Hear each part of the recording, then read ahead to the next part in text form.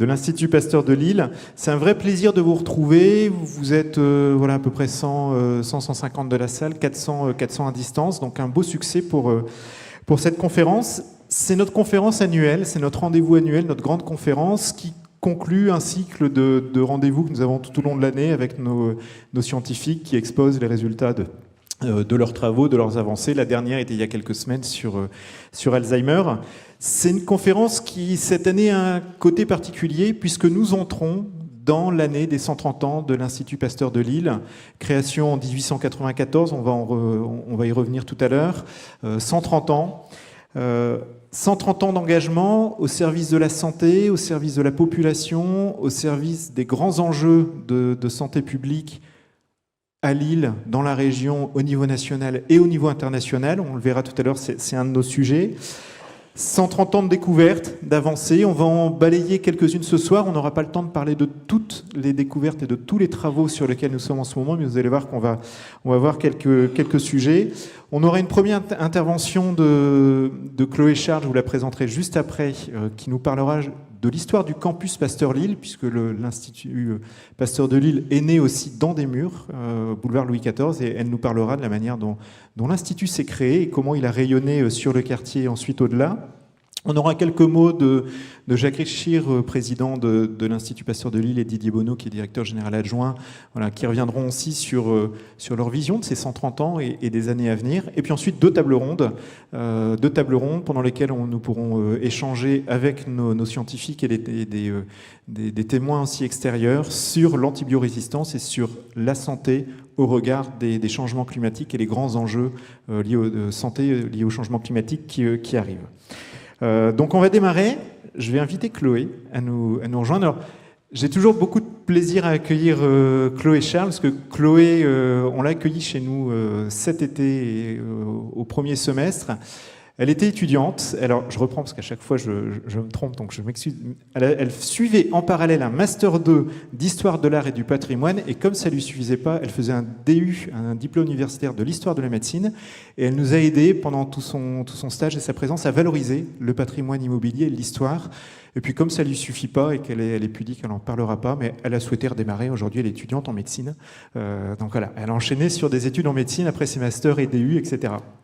Chloé elle va démarrer notre conférence. Je vais lui laisser la parole pour qu'elle nous évoque la manière dont le campus Pasteur Lille est né en 1899, je crois, l'inauguration. 94 pour la fondation, 99 pour les murs. Mais je la laisse, elle connaît mieux les dates que moi. À tout de suite.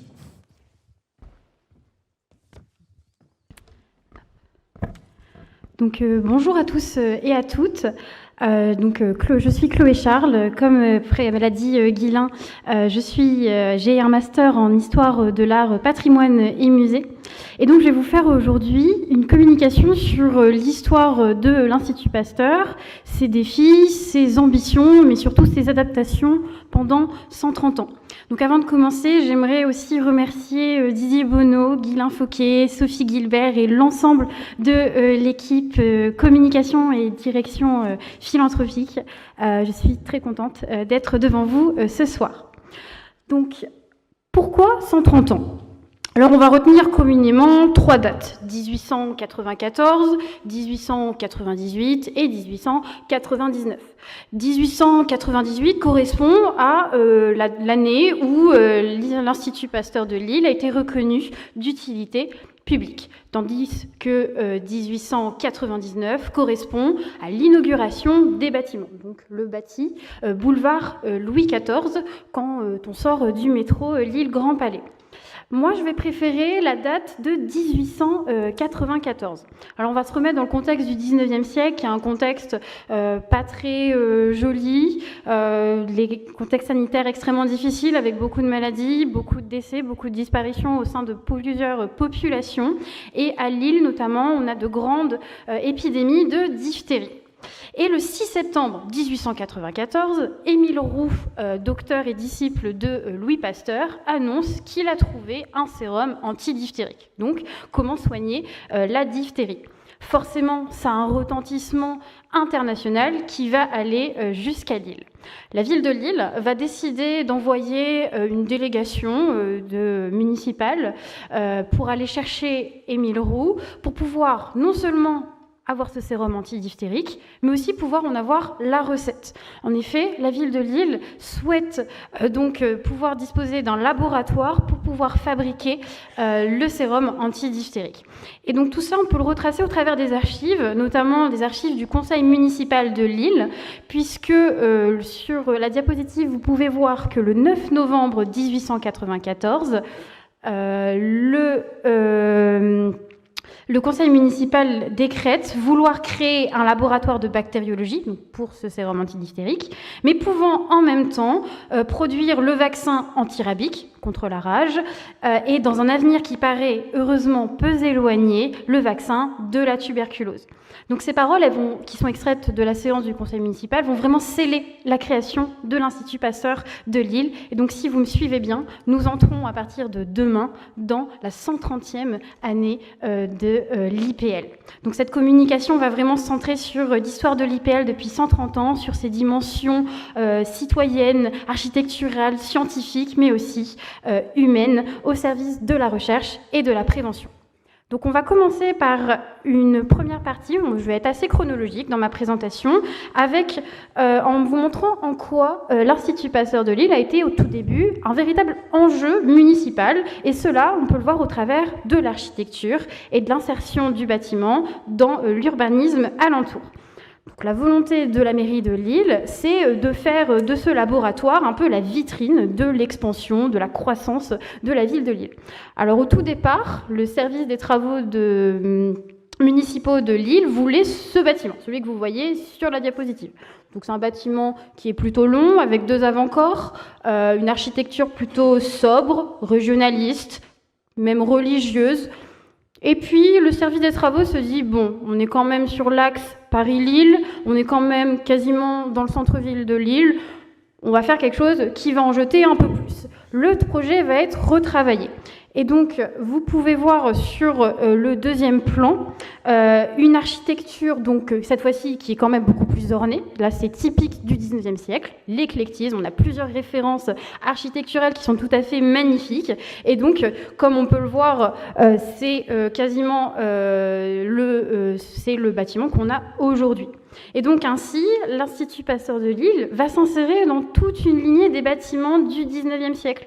Puisque si on trace une ligne du boulevard Louis XIV jusqu'au boulevard de la Liberté, on a donc l'Institut Pasteur de Lille, ici, mais après, on a le Palais des Arts et Métiers, puis le Palais des Beaux-Arts, puis la préfecture. Donc tous ces bâtiments du 19e siècle montrent bien qu'à Lille, on a des beaux bâtiments, on a des beaux équipements, et particulièrement pour l'Institut Pasteur de Lille, des équipements pour la santé des gens. En parlant de cette proximité avec la population, j'aimerais me centrer avec vous ce soir sur quelque chose de particulier. Alors on pourrait bien sûr évoquer l'élaboration du vaccin contre la tuberculose, qui est un peu la recette phare de l'Institut Pasteur de Lille par Camille Guérin et Albert Calmette, mais ce soir j'aimerais mettre en avant autre chose. À l'Institut Pasteur de Lille, nous avons beaucoup d'archives, et notamment certaines qui vont révéler la dimension humaine des activités de recherche, et ce, dès le début. Donc ce que vous avez devant vous, ce sont des cahiers de souscription. Donc en 1894, le conseil municipal décide de construire le laboratoire, et donc après, il faut des sous pour pouvoir le construire. Donc une souscription va être ouverte, et tous les dons qui vont être effectués vont être enregistrés. Donc vous avez une première colonne qui est le numéro du don, puis après les noms des personnes, leur adresse, pourquoi ils ont donné, et le montant.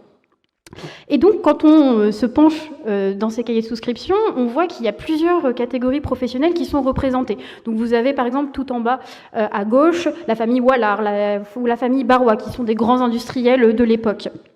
Mais on a aussi des catégories intellectuelles, des catégories culturelles. On a aussi, par exemple, la maison Merthe, les fameuses gaufres, qui vont donner en 1894 pour l'Institut Pasteur de Lille. Ça, ce sont les grands noms. Mais on a aussi des petits noms.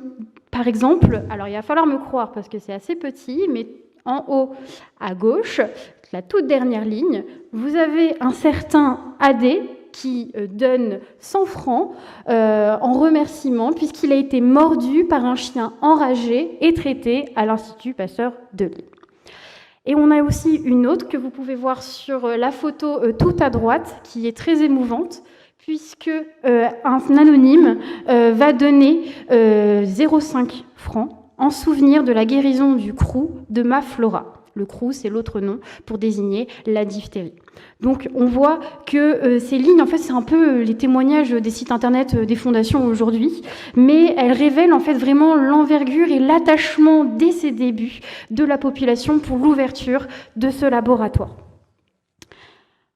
Maintenant, on va donc passer à tout ce qui s'est passé pendant le XXe siècle et comment l'Institut Pasteur de Lille s'est adapté à ces évolutions et particulièrement du côté de la recherche et de la prévention.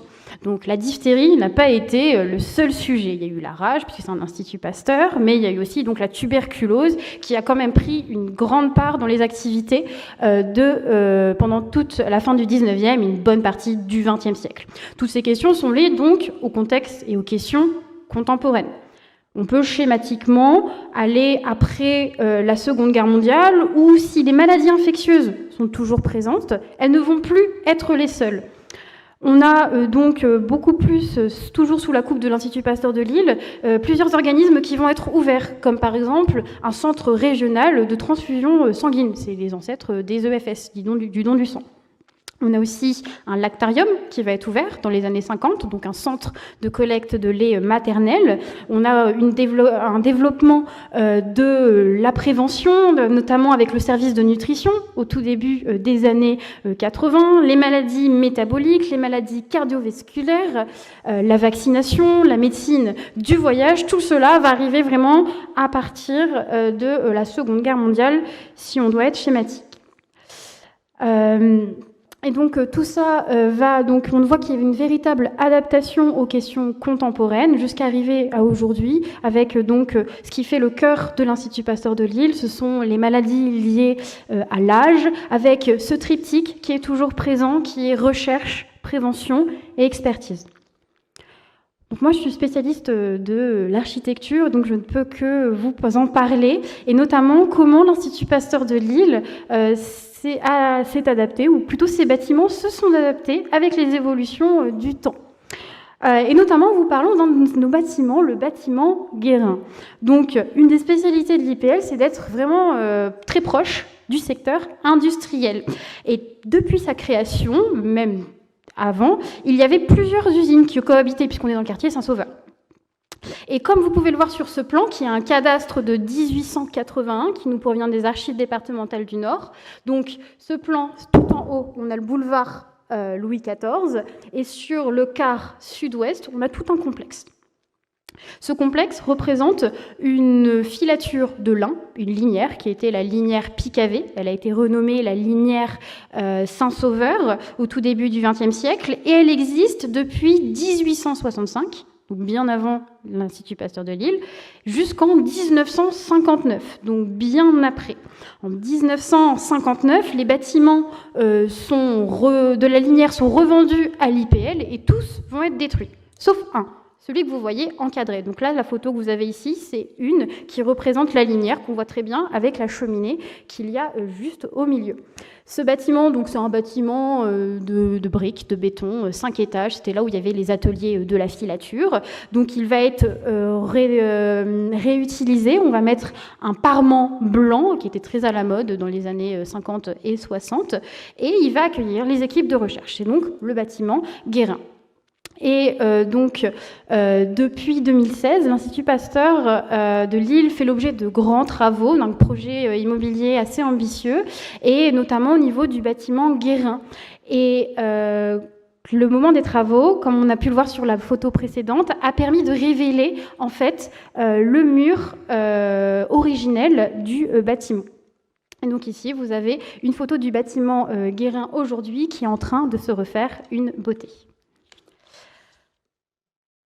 J'aimerais terminer avec vous donc, sur une dernière partie qui est beaucoup plus donc une sorte de conclusion, d'ouverture sur les ambitions, les piliers de l'Institut Pasteur de Lille et particulièrement sur l'innovation qui est au cœur du campus. Donc, depuis 2016, l'Institut Pasteur de Lille fait l'objet de vraiment un projet immobilier de grande envergure qui traduit une volonté d'être au plus proche de ses ambitions scientifiques, organisationnelles. Plus il va marquer à quel point l'évolution est en permanence au cœur du campus de Pasteur Lille. On a donc une fondation qui a un campus avec une architecture cosmopolite, comme on a pu le voir. Il y a des bâtiments du 19e, du 20e, du 21e. Et donc l'IPL va se revêtir d'une nouvelle façade et d'un aménagement de ses locaux afin d'accueillir au mieux ses équipes. On a donc des bâtiments dédiés à la recherche, des bâtiments événementiels pour la vulgarisation scientifique notamment, et des bâtiments humains qui sont propices aux échanges. On a donc donc là par exemple vous pouvez voir le pavillon événementiel qui est le carré qu'on voit ici, donc pour la vulgarisation scientifique, et juste à côté à l'angle du boulevard Louis XIV on a le bâtiment boulevard Louis XIV qui est donc à visée locative, qui va montrer qu'il y a une cohabitation au sein même du campus. On a donc aussi les bâtiments de l'IBL, de le bâtiment Émile Roux qui traduit d'une mixité des équipes de recherche, mais on a aussi un musée à l'Institut Pasteur de Lille, donc qui a été refait depuis 2017 et qui est donc dans les anciens appartements du directeur de l'Institut. Et donc ça traduit vraiment cette volonté de desservir la vulgarisation, la médiation de la recherche dans des lieux qui sont quand même assez significatifs. Donc tous ces exemples traduisent vraiment la dynamique et la force de l'Institut Pasteur depuis sa création. Le campus, il va s'adapter aux évolutions scientifiques, aux évolutions aussi sanitaires, forcément, aux questions sociales, économiques, faisant donc de tout cela sa vitrine, son histoire et surtout son identité. Je vous remercie, messieurs, dames, de votre écoute.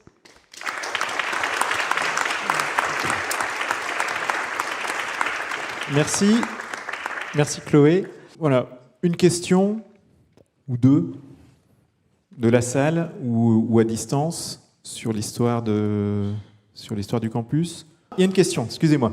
Je vais vous tendre le micro. Quelle année l'Institut Pasteur et le centre de transfusion se sont scindés?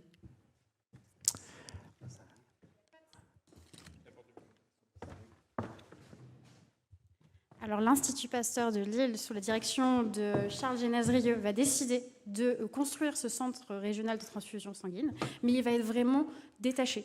Il est au cœur même du campus, mais ce sont deux administrations différentes. Et après, le CRTS va être... Depuis quand il a été créé ? Les années 90, la toute fin des années 90, puisque le bâtiment Émile Roux est de 2006. Oui, mais Chloé, si je peux me permettre, c'est le bâtiment de la transfusion sanguine a déménagé. Oui. Et à partir de là, parce que ça ne faisait pas partie, ça a été créé par, me semble-t-il, Émile Roux. Et ça a été après, pour des raisons, ça a déménagé. Et l'Institut a réutilisé cet espace pour créer un nouveau bâtiment Émile Roux qui a accueilli la recherche.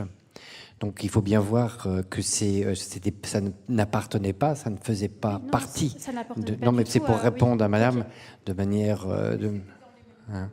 Voilà, c'était dans les coûts indépendants. Indépendants. Parce que ce qu'il faut bien voir est... Voilà. On doit reprendre les termes. Il y avait plusieurs bâtiments et il y a une carte que Chloé sait, que j'aime bien, et où on voit l'évolution des bâtiments, et ça en faisait partie, et l'Institut, petit à petit, a racheté ces bâtiments, a utilisé ces terrains pour pouvoir s'agrandir, pour pouvoir donner des outils à la recherche, principalement, et après à la prévention.